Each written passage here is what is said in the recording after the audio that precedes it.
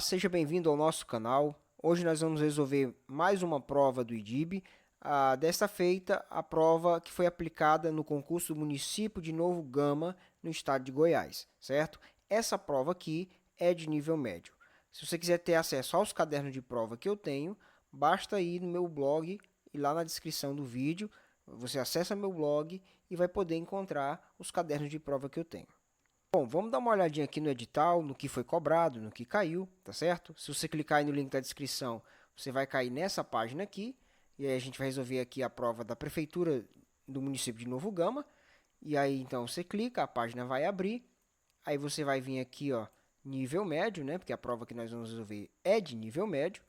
Aqui está o que foi colocado lá no edital. Eu dividi o edital por assuntos, certo? E aqui é a parte que você tem que se atentar. O que caiu na prova? Lógica proposicional, tá? Essa questão de estruturas lógicas, isso aqui é lógica proposicional. São as questões 17 e 20. Sequências, questão 15. Conjuntos, veja que ele pesou a mão em conjuntos. Cobrou 3 questões, questões 16, 18 e 19. Tá? Isso aqui é para você saber quais questões você deve estudar, porque talvez algum desses temas não foi cobrado no seu edital, tá bom? Então é isso. Sempre que você for resolver uma prova, dá uma olhadinha no link para você poder saber o que foi cobrado. Ou então analisa aqui a minha abertura, certo? Então, sem delongas, vamos resolver a nossa prova. Pois bem, aqui está a primeira questão da prova, questão 15, uma questão de sequência. Ele diz, considerando a sequência, F1 igual a 1, F2 igual a 1, Fn, aí tem essa bagunça aqui que a gente fica até pensando, meu Deus, o que é isso? Beleza? Isso aqui, gente, é uma sequência. Quando ele coloca essa chave, ele está dizendo, olha, a sequência tem que seguir essas regras aqui, tá? A sequência, ela vai ter uma progressão aqui da seguinte maneira. Você vai ter aqui o primeiro termo, que ele chama de F1. O segundo termo da nossa sequência ele chama de F2. O terceiro termo, então, vai ser o F3.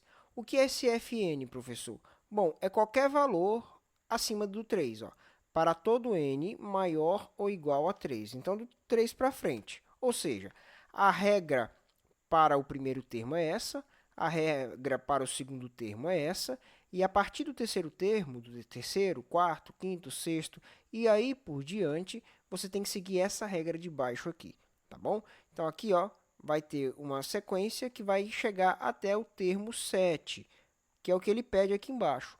Calcule a soma do quinto termo com o sétimo termo. Então, eu preciso descobrir quem é o F5 e quem é o F7. O que a gente vai fazer agora é substituir os termos dessa sequência. Então, eu vou abrir aqui, ó, o meu parêntese de novo, tá certo? Sempre que a gente vai ter sequência, a gente coloca o parêntese. O F1 está claro, ele disse que o F1 é igual a 1. Então, o primeiro termo da nossa sequência deve ser o número 1. O F2 também é óbvio, ele disse que o F2 tem que ser igual a 1 também. Então, coloca o 1 aqui. Bom, a partir do terceiro termo, as coisas mudam. Ele disse que o Fn é igual a Fn menos 1 mais Fn menos 2. Como assim? Bom, eu não quero achar o próximo termo. O próximo termo é o F3, tá? Esse n indica a posição. Por exemplo, aqui o n está valendo 1, porque é a posição 1. Aqui o n está valendo 2, porque é a posição 3. Agora eu vou achar o n igual a 3, tá? No caso, vai ser o F3. Vamos escrever isso, então. F3 é igual. O que a regra manda eu fazer?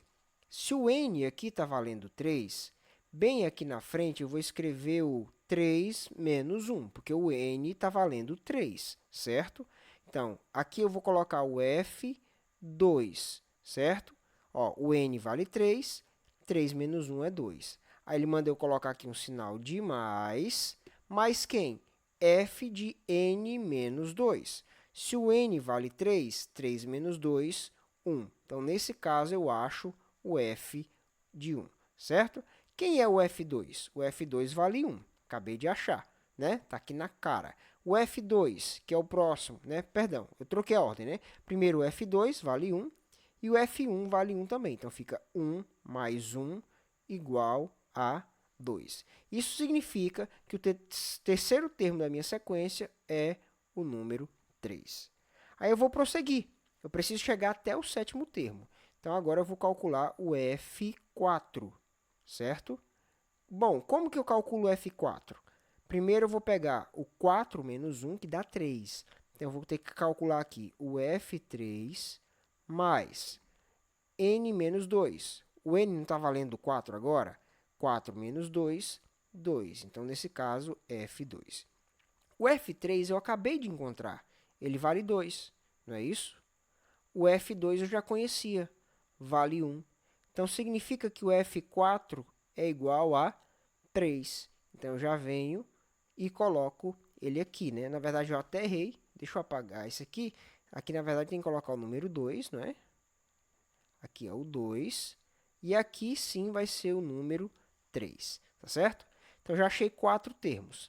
Vamos achar o F5.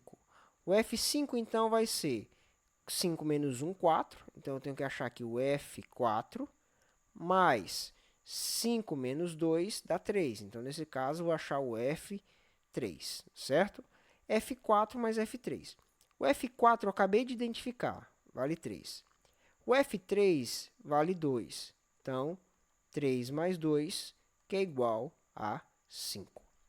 Sexto termo, F6 é igual. Bom, se o n vale 6, é 6 menos 1, 5. Então, aqui fica o F5. Aí, acrescenta aqui o f de n menos 2. No caso, será 6 menos 2, que no caso é f de 4. f de 5 acabamos de encontrar, vale 5, está aqui em cima. f de 4 está aqui, vale 3. 5 mais 3, 8.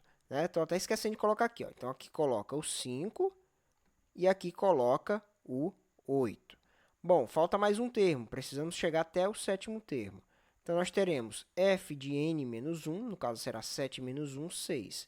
f de 6 mais f de n menos 2, ou seja, 7 menos 2, 5. Então, nós temos isso aqui. Ó. O f de 6 é o 8 que acabamos de achar. O f de 5 é o 5, não é isso? Então, 8 mais 5 dará um total de 13. Pronto, montei a minha sequência do primeiro ao sétimo termo. Mas, afinal, o que ele quer de mim? Bom, ele pediu a soma do quinto termo com o sétimo termo, ou seja, ele quer o F5 mais o F7, certo? O F5 é 5, mais o F7 vale 13. 5 mais 13 dará 18. Ou seja, a alternativa D é a resposta correta dessa questão. A 16ª questão é a questão de conjuntos. Ele diz, considerando os conjuntos, ele nos dá 3 conjuntos, pede para calcular a interseção B união C. Nós começamos sempre por quem está dentro do parêntese. Então, nós temos que calcular quem é o A interseção B. Então, vamos escrever aqui, ó, A interseção B. O que é a interseção de dois conjuntos? Aqui, para entrar na interseção dos conjuntos, é necessário que eu encontre os valores que fazem parte tanto do A quanto do B. Isso é interseção, os valores que fazem parte dos dois. Então, quando eu olho para o A e para o B, quais valores eu encontro em ambos? Apenas o 3. O 3 é o único valor em comum entre o A e o B. Então, o A interseção B é o conjunto formado com o número 3 dentro dele, na verdade, certo? A interseção B. Aí, depois, ele pede para a gente prosseguir. A interseção B, união C. O que é isso? Bom, a união de conjuntos é juntar todo mundo do A interseção B com todo mundo do conjunto C, certo? Então, o 3 aparece nos dois, então ele coloca aqui. Se tivesse aparecido só no A interseção B, colocaria também. União é isso. Se apareceu nenhum, coloca. Se apareceu nos dois, coloca também, mas sem repetir, certo? Aí vem também o 11 e também vem o 12, certo? Então, perceba que a interseção B, união C, significa o quê? Esses valores que eu tenho aqui, eles serão encontrados no primeiro, que é a interseção, ou no segundo, que é o C. Isso é a união, é juntar todo mundo. Então, o que acontece, gente? Quando eu olho para a resposta aqui desse cálculo, Veja que isso aqui deu a mesma coisa que o conjunto C, não mudou nada. 3, 11, 12.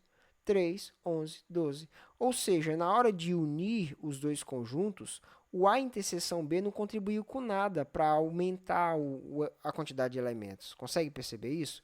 Então, ele continua sendo a mesma coisa, o conjunto C, tá certo? Então, quando eu juntei os dois, eu acabei voltando para o mesmo lugar, que no caso é o meu conjunto C.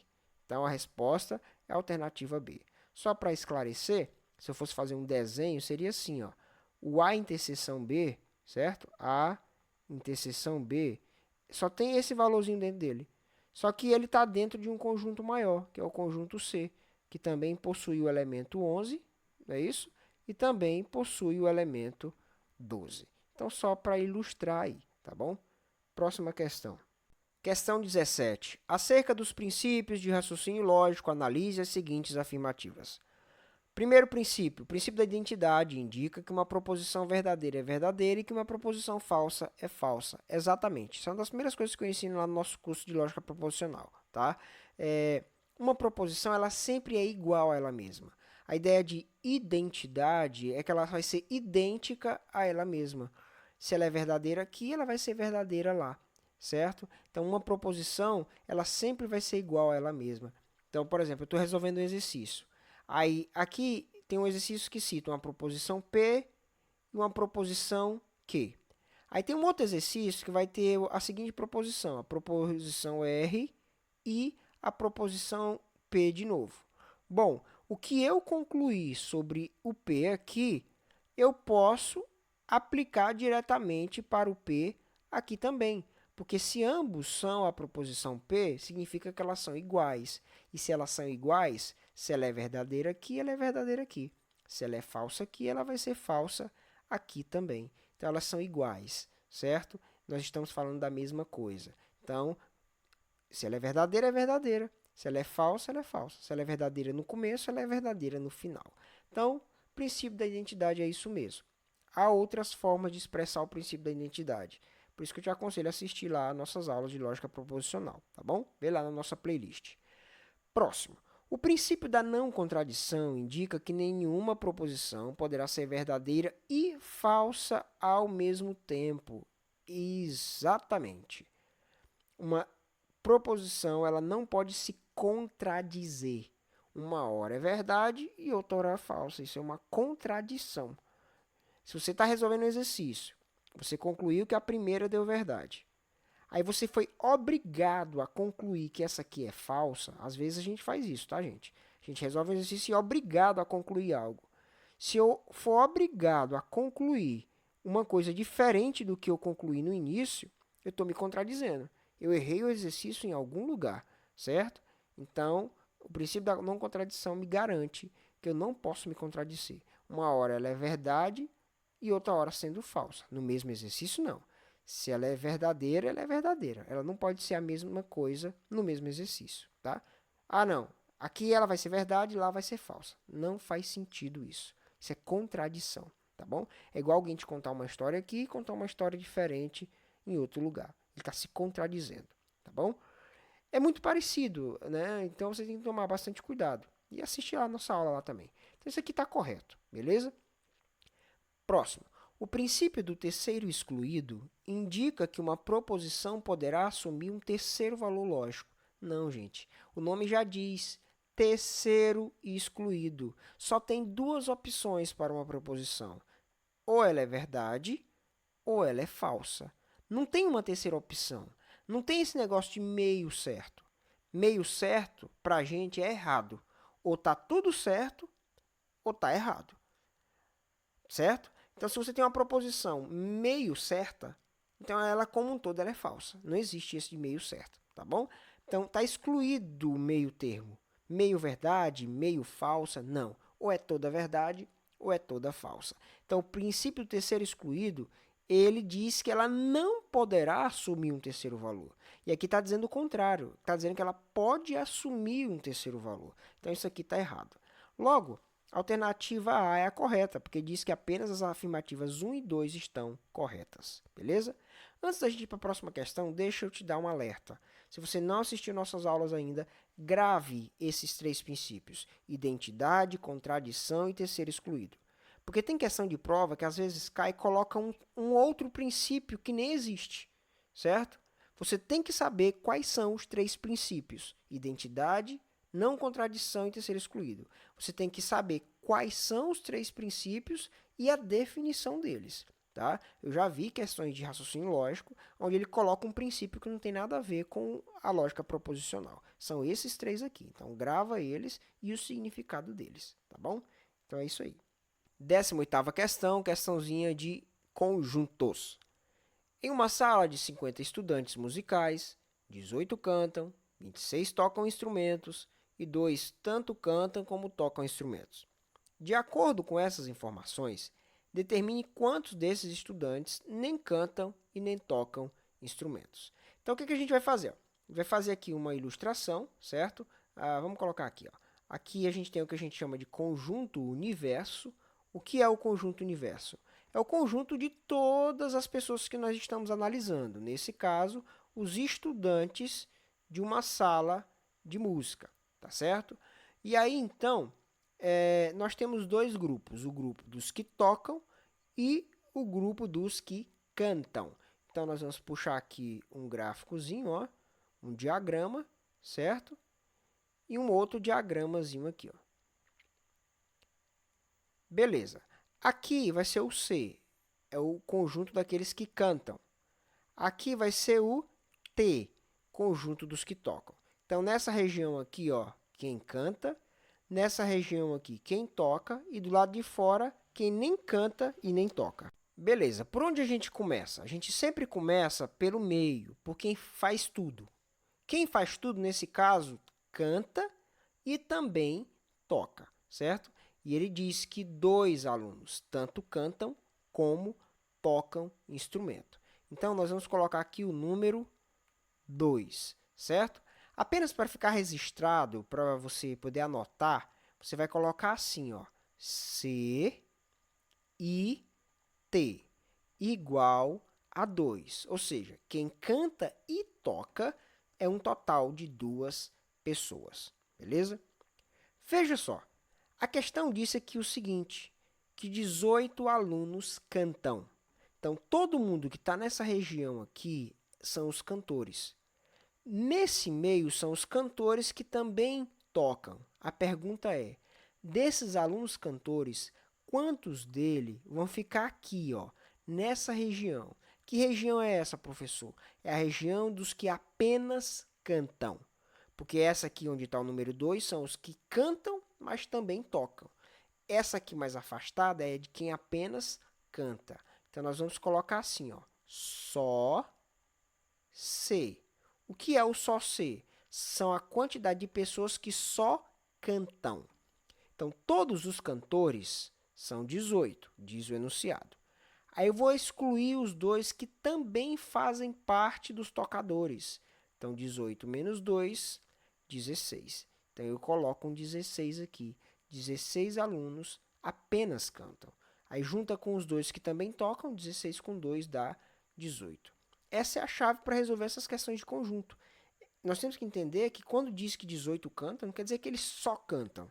Então, nós temos que separar quem só canta e quem só toca, tá? Próximo, ele diz que 26 tocam. Então, nós vamos descobrir quantos que são só T. O que é o só T, professor? São os que somente tocam. Não fazem outra coisa, não cantam, né? Então, são 26 tocadores. Desses 26, eu vou excluir os 2 que também são cantores. Então, 26 menos 2 vai dar 24. Então, 24 alunos apenas tocam, não cantam. Prosseguindo, então, nós podemos colocar aqui o 24, que são aqueles que somente tocam, não fazem outra coisa, que é cantar no caso, certo? Enfim, o que ele quer da gente? Determine quantos desses estudantes nem cantam e nem tocam instrumentos, ou seja, nós temos aqui, gente, diz o enunciado, 50 estudantes. Dos 50, Nem todo mundo está incluso entre os cantores e os tocadores, fazem outra coisa. Sinceramente, eu não sei. Talvez eles só leem partitura, né? Alguma coisa do tipo assim, tá? Porque nem canta e nem toca, não sei o que mais se faz. Enfim, o ponto é que eles são 50 ao todo. Quem não canta, mas quem canta, toca, todo mundo junto, são 50. Então, eu acabei de descobrir quem são aqueles que fazem alguma coisa, que canta ou que toca. Então, o que eu vou fazer? O primeiro passo vai ser juntar essa galera toda, certo? Todos os cantores e tocadores, mais só cantores, no caso 16, e só tocadores, que no caso são 24. Então, 16 mais 24 dá 40. 40 mais 2, 42. Quem são esses 42, professor? São os que fazem alguma coisa. Cantam, tocam, talvez fazem os dois.